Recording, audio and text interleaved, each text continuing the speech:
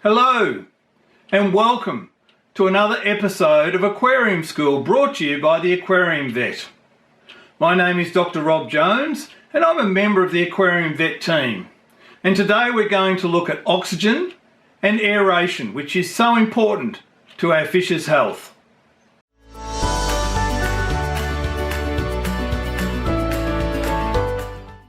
So a little bit of chemistry to begin with. Oxygen is the 8th atom on the atomic table, and an oxygen gas occurs when you get two oxygen atoms bound together in that picture, and it's known as O2. That's oxygen gas, and it's critical for life. We know that we can go 3 weeks or maybe a bit longer without food. We can go 3 days without water, but we can only go 3 minutes without oxygen. And it's exactly the same with our fish. Oxygen is critical for life.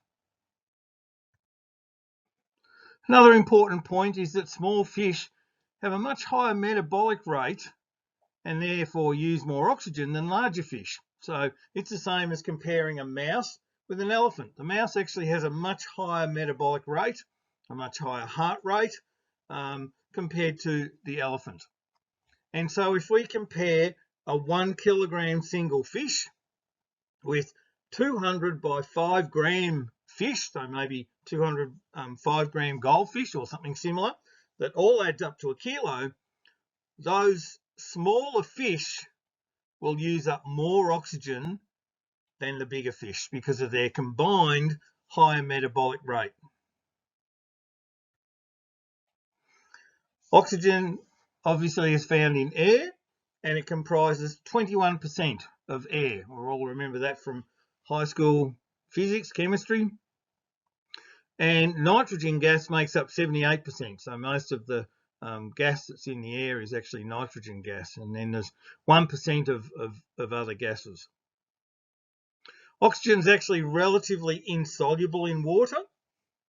And water only holds about 5% of the oxygen level present in air. So if you took a cubic meter of air and measured how much oxygen there was, and you took a cubic meter of water, oxygen in the water level will be only 5% or about 1/20th of what is present in air. Now, when we talk about dissolved oxygen, this is oxygen that's dissolved within the water, and it's usually expressed as either milligrams per litre, so that's milligrams of oxygen per litre of water, or parts per million, ppm.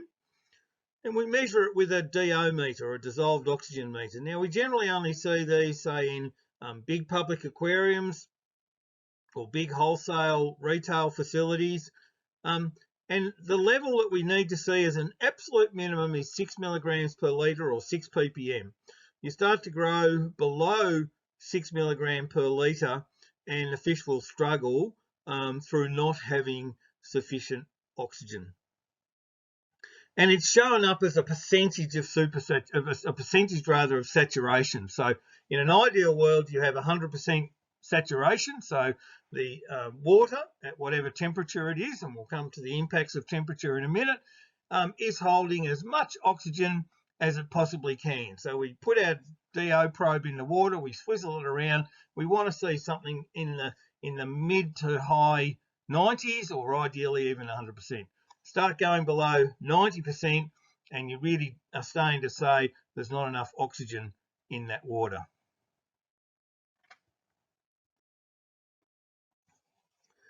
Now, the level of dissolved oxygen varies depending on the temperature, the salinity, and the surrounding air pressure, with the temperature having the greatest impact or effect. And we'll go through those now individually. So with regards to temperature, the lower the water temperature, the more the oxygen that the water can actually hold. So we've got some figures there. So at 25 degrees centigrade, which is a sort of a warm getting to a tropical tank, whether it's marine or freshwater, it will hold 8.3 milligrams of oxygen per litre. If we go down to 15 degrees centigrade, so we're getting down to more of a temperate type situation, that water will hold 10.1 milligrams per litre. It's 25% more because of that change in water temperature. So lower water temperature equals more oxygen. With salinity, there's actually less oxygen in seawater. So as the salinity increases and we go from fresh water to seawater, the seawater at the same temperature will hold less oxygen.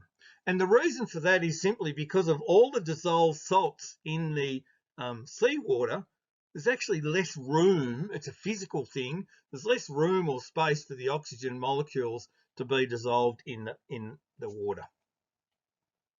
The third and final thing is really not that important unless you're high up a mountain. And so we know that as you go up mountains, the oxygen level in the atmosphere decreases. This is why when they're climbing Mount Everest, they usually have to take oxygen cylinders because the level of oxygen decreases. There's less air pressure. And so as that air pressure decreases, then you get a decrease in the dissolved oxygen level within the water body. Now that's really only important if you're a fair distance above sea level. If you're at sea level, air pressure is not critical. How does the oxygen get into water? Well, there's two sources.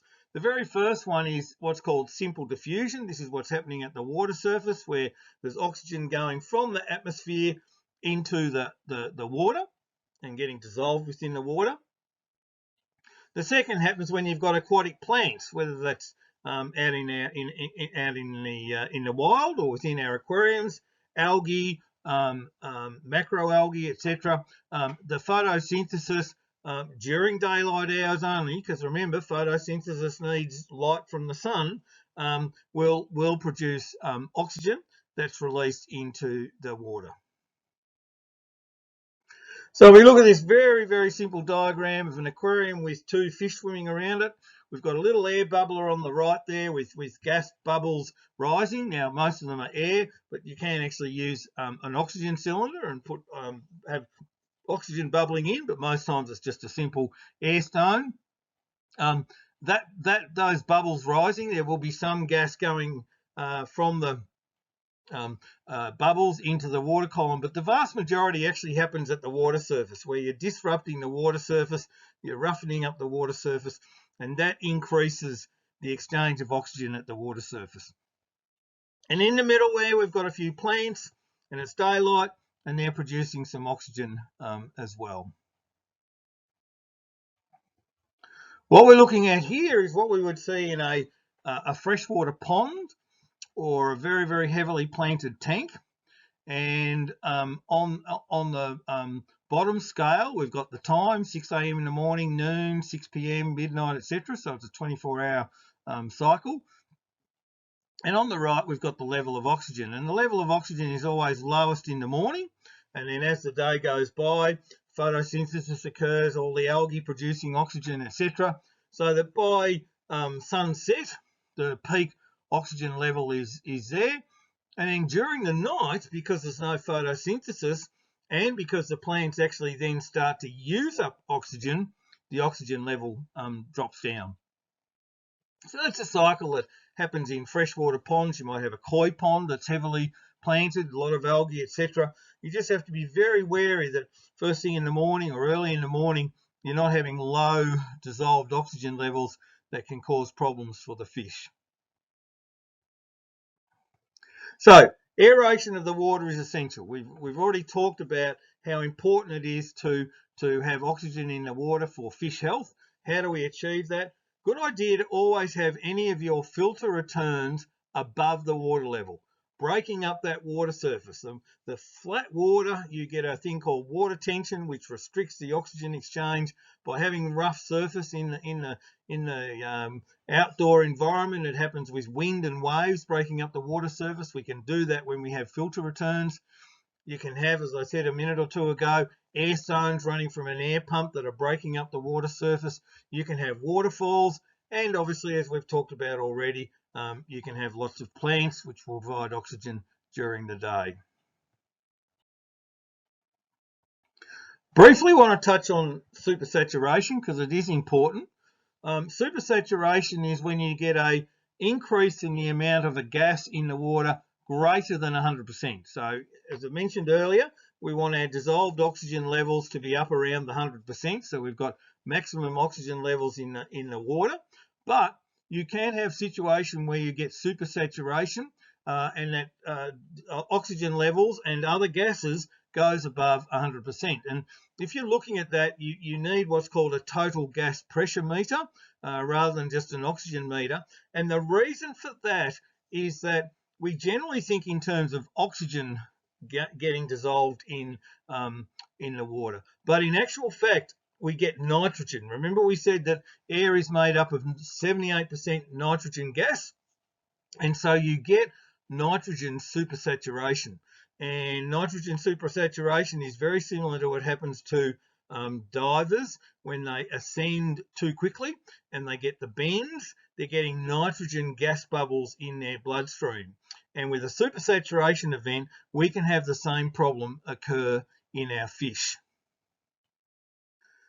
How does it occur? There's a few reasons. One is if we've got a pump circulating the water, and on the inlet side of the pump, so you can see the water flow arrow on the left there, the water is flowing from the right across to the left. There is a small hole on the inlet side of the pump, and this allows, usually in the tubing, this allows air to be sucked in. And as the air is sucked in by the Venturi effect of the water passing by, it then gets pressurized in the pump. It's generally in a closed system because you've got pipes running back into the tank, and that's how you can end up with a supersaturation event. And we'll talk about supersaturation in another presentation and the problems associated with gas bubble disease. The other ways that you can get supersaturation is if you've got a temperature change in an enclosed container. So for argument's sake, you've got cold water coming in that then is in a pipe, goes through a heater so that it's heated up before it goes into the aquarium. Because that is enclosed, and remember that we said before that cold water holds more oxygen than warm water, and the same with nitrogen gas. As you increase the temperature, even though there's not been more gas come into the water because the temperature has changed, that water becomes supersaturated. You can get oxygen supersaturation by an air stone, and generally oxygen supersaturation doesn't cause problems. And in fact, with a lot of our elasmobranchs, the sharks and the rays, we actually use high levels of oxygen as a form of mild sedation. So generally, if we're putting in pure oxygen, we don't have a problem. It's the nitrogen supersaturation that causes the problem. And then you can have high levels of oxygen. Once again, not likely to be a problem because you've got a lot of plants or you've got an algal bloom happening in your aquarium. So how do we increase the aeration within the tank? The commonest means is via an air pump, a bit of tubing, and an air stone or a diffuser. That's the commonest way we do it. And what that does is that introduces air bubbles. These sort of bubble up through the water column to get up to the surface. And you will get some gas exchange, as I mentioned, in those bubbles crossing over as they rise up through the water column. But most of the gas exchange is actually occurring at the surface of the aquarium. So we have these simple diffusers or air stones. They're usually a very, very porous material. One of the examples is ceramic diffusers. They usually have that little nib on the end so that you can attach your silicone airline on. You attach them to either an oxygen cylinder if you're putting in pure oxygen, or to an air pump if you're just using air, and most times we're just using air. And that then creates a lot of bubbles within the aquarium, which helps with our aeration. The other thing that are used, but not as many times as I think they should, are these airlift pumps. Now, the advantage of airlift pumps is that you'll get a lot of mixing of water as well as aeration, you'll get water flow, and in a lot of home aquarium situations, I see them used where you'll have one aeration pump that can provide a whole lot of say 200 litre tanks using these airlift pumps. You can see the air's going in to the bottom of the airlift pump, and as it rises up, what happens is that the water and the air bubbles are less dense, so they have a lower specific gravity, and so they actually rise up through the water column, and as it does that, it pulls more water in from underneath, and you get water going out to the left. It's a low pressure system. It's a pump. It's a low pressure system, but quite good for in small volumes of water circulating the water, and as well as that is aerating it very, very well. And I'm surprised that I don't see more of them, particularly even in a public aquarium situation, because they are very, very good and generally don't have too many problems associated with them. The other one, which is similar but not quite, is a U-tube aerator, and this is a chamber with that vertical divider. So the water comes in from the left. You've got the purple line, which is an air line, and what happens is that's pushing bubbles in. The water takes it down under the divider and into the display, and that works quite well. The only thing is you have to be careful to get the water flows right. So if you don't have the water flow right, you will have problems. So that you've got to have a sufficient flow to actually push all of those, well, push the water, but also all of those gas or air bubbles downwards and under the divider. If your water flow is not sufficient, then all that happens is that the gas bubbles rise up on the left-hand side of that chamber, and they're not carried across into the aquarium, and so it's not doing the job that we want. Surface aeration that happens, as I said earlier, in the natural environment with either wind or waves. We can mimic that by having spray bars, dump buckets, paddle wheels, waterfalls, all of those various scenarios you can make depending on the size of the aquarium that you have. But what's really important, as I've already mentioned, is to have any filter return coming back above the water surface so that it's disturbing the water surface, and that disturbed water surface increases the amount of gas exchange at the water surface. So how do we generate this air? One is through an air compressor, and this is what I see when I go to facilities that have a whole lot of those airlift pumps, because you can usually run a whole lot of them. Very important that you have a compressor that produces oil-free air. You definitely don't want to have any risk or chance of oil contaminating the air, because that's not going to be good for the fish. These compressors don't produce much heat. They operate on a very low volume, but a high pressure. And so I was seeing one of these compressors driving hundreds of 200 litre tanks using airlift pumps, and it works very, very well. The second type is the standard air pump that you'll find in many aquarium stores and home aquariums, and they work very, very well. Once again, they don't produce much heat, a pretty high pressure, but a small volume. But for our home aquariums, they work very, very well indeed. And then it's finally possible to get blowers. These are usually a low pressure and a high volume, so you don't generally get both high pressure and high volume. It's usually one or the other, and these blowers also do produce some heat. So that covers oxygen and aeration, and we look forward to catching up with you at the next presentation. Thank you.